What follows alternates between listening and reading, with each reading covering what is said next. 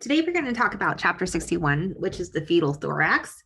Again, your embryology about the thorax is at the beginning of your chapter. I'd like you to go over that and read that, but we will not be going over it today as much. A little bit about the breathing movements that occur before birth result in the aspiration of fluid into the lungs. So basically how the baby develops their lungs are from the amniotic fluid. That's why it's so important that we have a good amount of amniotic fluid within the gestational sac, because the fetal lungs depend upon it. Lungs at birth about half filled with fluid from the amniotic cavity, tracheal glands, and lungs. The fluid in the lungs at birth clears through three routes: through the mouth and nose, into the pulmonary capillaries, and into the lymphatics and pulmonary vessels. The normal thoracic cavity is symmetrically bell-shaped. Ribs form lateral margins, clavicles form upper margins, and the diaphragm forms the lower margin. The lungs serve as a lateral border for the heart and lie superior to the diaphragm. They appear pretty echogenic compared to the heart. The diaphragm may be observed on sonography as an echogenic smooth hypoechoic muscular margin, which I'll show you today. And this is where we evaluate for breathing movements during our biophysical. Normal sonographic characteristics of the lungs. So what we'll do when we're measuring or like kind of looking at the lungs, we don't usually do measurements of the lungs if everything looks good. But when I go down to the 4-chamber heart and start looking at the heart, I'll evaluate the lungs. I'll evaluate the chest, make sure it's a nice size, shape, symmetry. Evaluate the heart, make sure the position of the heart is good. We want it more, the apex of the heart pointing on the left side, about a 45-degree angle. We want the size of the heart to be about 1/3 of the lung or of the chest cavity. Make sure there's not too much pericardial fluid. A little bit of fluid's okay, less than 2 millimeters. Any more than that, we call it a pericardial effusion. I like to evaluate the pulmonary texture and make sure it's nice and echogenic, that there's no masses, and that there's a central position mediastinum. The thorax normally is slightly smaller than the abdominal cavity, and that's pretty normal. So you're not going to have a thorax that is larger than the abdominal cavity. So it might just be just a tiny bit smaller. This is a good picture of the diaphragm separating the heart and the abdominal cavity. This line right here, this anechoic line, that's the diaphragm. This is the heart. Those, the more bright area here is the lungs, and the darker area is more of the liver and the abdominal contents. So it's quite a bit more hypoechoic. The extreme variations in the thoracic size should signal sonographer to look for other anomalies. So if I see a very small heart, thorax, it kind of hints me off that something might be going on. Now, what I start thinking is a skeletal dysplasia, some kind of skeletal disorder, unless it's oligohydramnios. If there's oligohydramnios, I start thinking it's probably pulmonary hypoplasia due to the lack of fluid. Now, why is there oligohydramnios, which is less than 5 centimeters of fluid and amniotic fluid index? It could potentially be because of the kidneys. And so we have to make sure that we are kind of going through all this in our head while we're evaluating the thorax. The chest circumference measurements, if I have any kind of concern, I'll do a chest circumference, and I'll measure the chest circumference in a transverse plane at the level of the 4-chamber heart. This is the 4-chamber heart. This is what I'm talking about. The two top areas are the ventricles. The one that looks like it has something hypoechoic in that, that's the right ventricle, and that's the moderator band. That's normal. This is the left ventricle, left atrium and right atrium. And we'll, in the next couple of weeks, we'll go through the heart and have you guys be able to identify some of the anatomy of the heart. Around it, however, this echogenic tissue, this is the lungs, and it's nice and homogeneous and echogenic in a normal thorax. The fetus with significant narrow diameter of the chest may have obfuscating thoracic dystrophy. And several syndromes may be associated with this finding, including thanatophoric dwarfism, which is the most lethal type of dwarfism. One of the reasons that it is because the rib cage is so small that it doesn't allow for normal lung development, which means viability can't happen. If we are trying to predict pulmonary hypoplasia, this is a good formula for that. However, we don't usually use that unless there's a reason for it. The central portion of the thorax is occupied by the mediastinum, and the majority of the heart is positioned on the midline to left chest. You need to know that. The apex of the heart should be directed towards the spleen, and the base of the heart lies horizontal to the diaphragm. This is a beautiful 4-chamber heart on a 21-week fetus. This is about when you're going to be evaluating for complete ultrasounds. You can see one of the arrows is pointing to the left ventricle, which is at the apex of the heart. This is pointing towards the left side, and the spine is down. The location of the heart is important to document in routine sonographic examination because it tells us a lot, not only about the heart, but also about the chest and the lungs. If the heart is displaced from one side to the other, we know that there might be something going on in the lungs that is displacing it. And the detection of abnormal position may indicate presence of chest mass, pleural effusion, or cardiac malformation. The fetal lungs appear homogeneous on sonography with moderate echogenicity. Early in gestation, the lungs similar to or slightly less echogenic than the liver. Later on in the gestation, they are quite a bit more echogenic than the liver, and you need to know that. This is just a comparison of the lung tissue to the liver. You can see that the liver is more hypoechoic, while the lungs are more echogenic. You can see that echogenic tissue here. This is the lungs, this is the diaphragm separating it, and then there's the liver.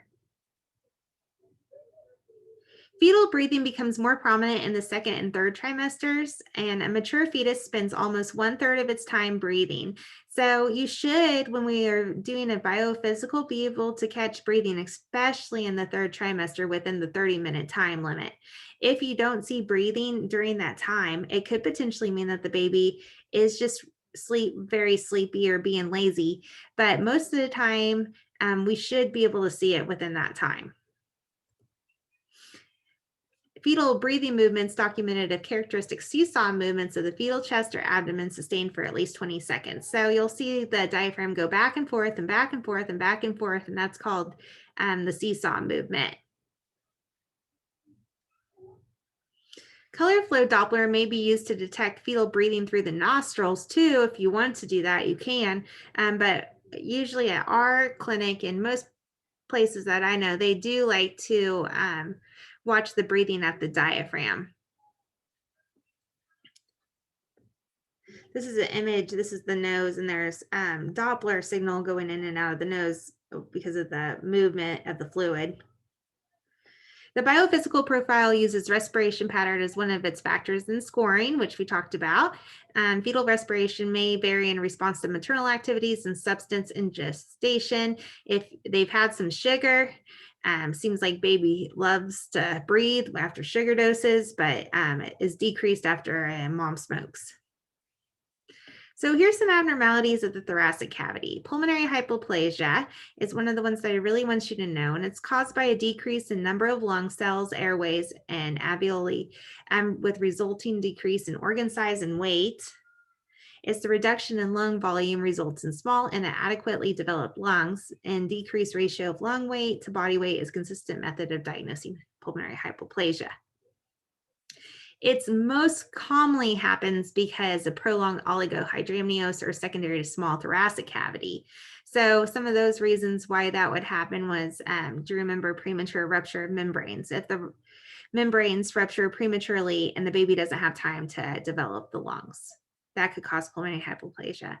Another reason would be if there's some kind of kidney abnormality and there's not enough fluid. And so there's persistent oligohydramnios through the second trimester, and the baby cannot develop its lungs.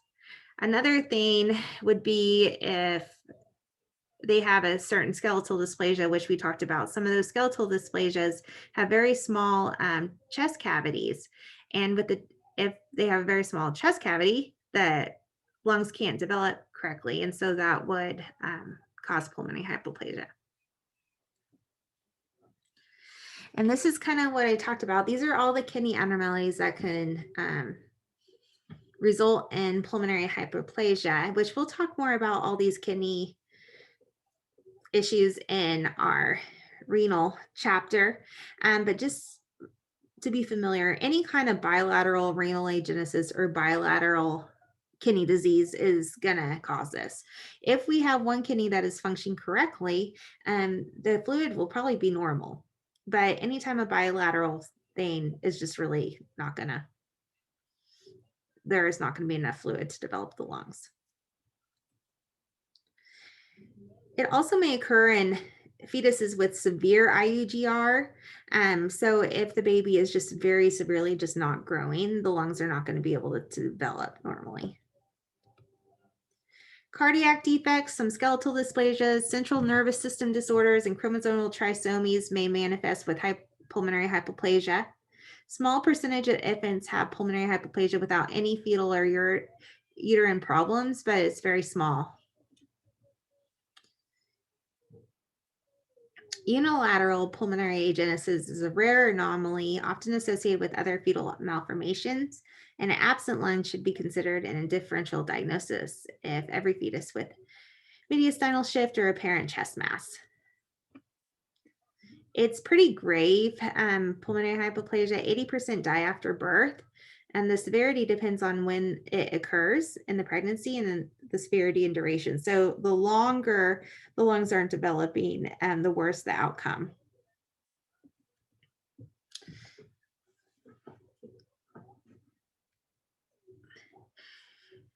Various methods used to determine presence of pulmonary hyperplasia are thoracic measurements, various lung measurements, estimation of lung volume, Doppler studies of pulmonary arteries, and assessment of fetal breathing activity.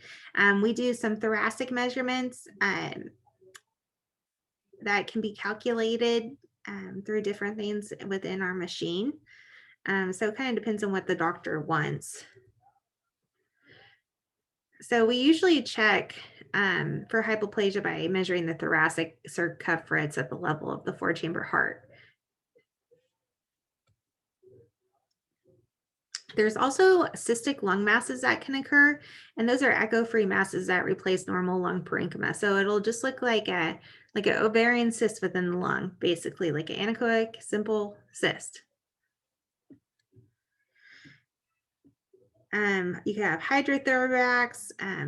We'll talk about CCAM, extralobar sequestration, diaphragmatic hernia, and bronchogenic cyst are going to be our ones that we talk about today. A bronchogenic cyst is the most common unilocular or multilocular, is usually with the mediastinum of the lung, and there's normal amniotic fluid. There could potentially be pleural effusions. It's the most common lung cyst detected, so you'll want to know that. And this is what it kind of looks like. So here's the heart here. You can see that the heart's kind of pressed over to the side, looks like the left side, and there's a large cystic mass in the right side of the lungs. Pleural effusions or hydrothorax are accumulation of fluid within the pleural cavity that appears isolated lesion or secondary to multiple fetal anomalies. Now, you know that, and you remember that when we're talking about hydrops, hydrops is accumulation of fluid within the baby. So if there's two different places where there's accumulation of fluid within the baby, that's considered hydrops. So if the baby has pleural effusion and ascites, it would be hydrops. So this could be a symptom of that too. But you can see the heart kind of almost looks like it's floating in those little lungs, and then all this fluid around the chest cavity. This is a pleural effusion. This is a less severe form, but still there. The most common reason is the chylothorax occurring as a right-sided unilateral collection of fluid secondary to malformed thoracic duct. I have seen this, and it tends to just dissipate after the baby is born, and a lot of the times the baby is fine. Um, Hydramnios often accompanies chylothorax, resulting from esophageal compression, and the fetal hydrothorax can be unilateral or bilateral. It may result from immune causes or non-immune causes. Effusions may also occur in babies that have chromosomal abnormalities or in a fetus with a cardiac mass. There are some other reasons for pleural effusions, but you don't need to know those today. Sonographically, it appears echo-free peripheral masses on both sides, just like I kind of showed you. It looks like the lungs are floating, looks like the heart's kind of floating in there, kind of just like ascites in the abdomen. It's really rarely encountered before 15 weeks, except in Turner syndrome and Down syndrome. I feel like those two tend to accumulate fluid more, especially Turner syndrome. They'll have the cystic hygroma. They tend to have hydrops more. They tend to have pleural effusions more. The reason it's a big deal is for the same reason. Anytime with this lung chapter is the pulmonary hypoplasia, because there's compression of the lung parenchyma and it can't develop correctly.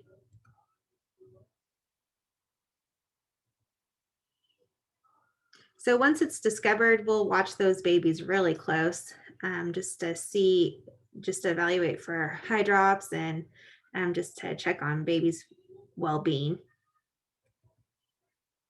The mortality rate is 50%, and the prognosis is poor with associated hydrops. So some solid lung masses appear as echodense masses, so more hypoechoic, and these are pulmonary sequestration and CCAM. Pulmonary sequestration is a supernumerary lobe of lung that's separated from the normal tracheobronchial tree. So it's just an extra pulmonary tissue that's present, but it's not connected to the bronchial tree. The extra lung tissue is non-functional and it receives blood supply from the systemic circulation. So one thing that's different than a lot of the other masses is when you put vascular flow on the mass, you should see some blood flow. So it's like an echogenic solid mass that resembles lung tissue, and it's really rarely occurs below the diaphragm. It's usually just kind of in the normal lung where you would look. Here's the mass, and this baby also seems to have a large pleural effusion. Here's another mass. You can see the heart is pushed over to the side again, displacing like that lung. And there's a mass here. This is all the mass, the hypoechoic, and then there's vessels within it, which is one of the distinguishing factors of this mass. The other masses are CCAM, and I want you to know that 3 different types of these, and they're multicystic masses within the lungs. We have seen this quite a bit. So the cysts within the mass can be large or small, or solid, mixed, or cystic, and most lesions are unilateral. There's 3 types that I need you to know. That type 1 is the macrocystic, and it's where there's very large mass cysts, like here. Type 2 is microcystic, and they're very small masses. And small cysts, and then type 3 is microcystic, and you can't really see the cyst. It just appears like an echogenic mass. The difference between the CCAM type 3 and the sequestration is there's not going to be vascular flow. Here's an image of that. So type 3 malformations characterized as bulky, large, non-cystic lesions appearing as echodense masses of the entire lung lobe. And when the mediastinal structures shift, lung compression may occur and hydrops may develop. So when you're looking at a cystic or solid lung mass, there's some questions that you need to ask, just like you ask all the other times. And so you determine the number and size of the cystic structure. So let's say this is a CCAM type 1. So you see that there is a mass that is displacing the heart, and it looks like it's an echogenic mass, but it has multiple large cysts on the right side. So you note that there's multiple. You check for the mediastinal shift. Is the heart pushing towards the left side? Yes. So I'll measure that area. I'll look and see where the lungs are in relationship to that. And you might not see one of the lungs might be compressed. I'll look and make sure there's no fluid around. I'll exclude cardiac masses, and I'll search for other fetal anomalies. I'll put vascular flow on the mass and I'll measure it. So type 1 on CCAM, it has a better prognosis. So the larger the cyst, the better prognosis is how I like to remember it. Type 2 is smaller cysts. It's more associated with congenital anomalies like renal and GI. So it's a less good prognosis. And type 3, large, bulky, non-cystic lesions has the most poor prognosis. And it's usually only one lobe that's affected.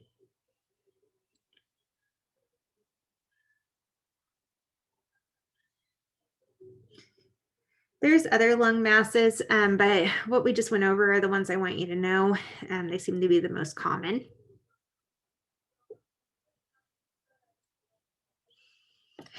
So the last thing I really want you guys to learn is a diaphragmatic hernia.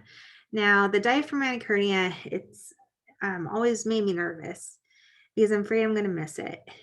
And basically what happens, here's the beautiful diaphragm. Here, that's what you want to see. It's gorgeous. It's basically the herniation of the abdominal viscera into the chest that results from a congenital defect in fetal diaphragm. So there's a hole in the fetal diaphragm. And so the abdominal contents can go up into the chest. It usually occurs on the most posterior aspect of the diaphragm. And the hernia permits abdominal organs to enter the fetal chest. And it's the most common type of diaphragmatic defect. Usually occurs posterior and laterally. So here's an image of it. So here's the hole that is in the diaphragm. So then the bowel and the stomach and sometimes the liver are all allowed to go up into the chest cavity, and this can compress the lungs, which could cause pulmonary hypoplasia, which the baby won't survive afterwards. So kind of just the whole same thing. So we really want to see it if we can. Sometimes it's just not as easy to see. This is the liver, is right here next to the heart. The thing that's really tipping me off here is that the heart is displaced and doesn't look normal. And that's what happens a lot of the times in a diaphragmatic hernia. I also always like to check to make sure that the stomach is below the diaphragm. In this picture, you can see that the stomach is above the diaphragm with the heart. So this would be an indicator of a diaphragmatic hernia, but different organs can viscerate. It's not always the stomach and it's not always the liver. So that's kind of the difficult part of it. It's usually found on the left side of the diaphragm and left-sided organs.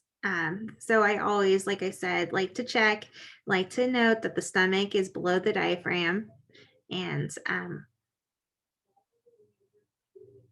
that seems to kind of help with that left-sided thing. However, there could still be small bowel or liver that is pushed up through there. So the other thing that I always like to evaluate is the lung echogenicity, and to see if the heart is in the correct position. And that helps to kind of rule out a lot of things.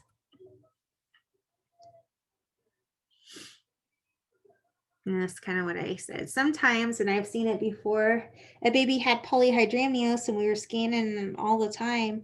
And around 38-week gestation, I started looking at the lungs and I could see peristalsis. And I was like, what is that? And there was bowel within the lungs, and you could see it moving around. Um, and so we just were able to diagnose that at like 38 weeks.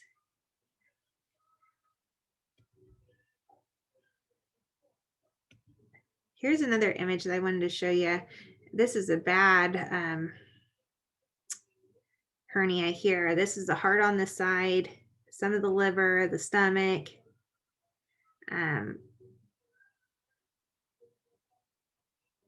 The heart's displaced quite a bit over there. You can see a little bit of the right lung.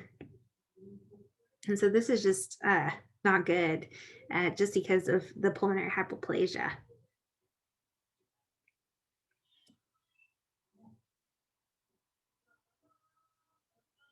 Defects on the right side of the diaphragm allow the right side abdominal viscera to enter the chest. And as a consequence of herniated abdominal organs, the lungs are compressed and may become hypoplastic, which the baby won't be able to survive that way. The size of the defects are quite variable.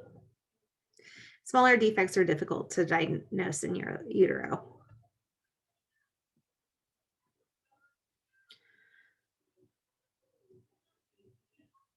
And hydrops usually is not present with left-sided diaphragmatic hernias unless there's other fetal malformations that are present. Pulmonary arteries become hypertrophied and thicken and result in pulmonary hypertension with these hernias. The heart may be slightly displaced anterior and superiorly, and the stomach may be found in the left chest. That's happened before.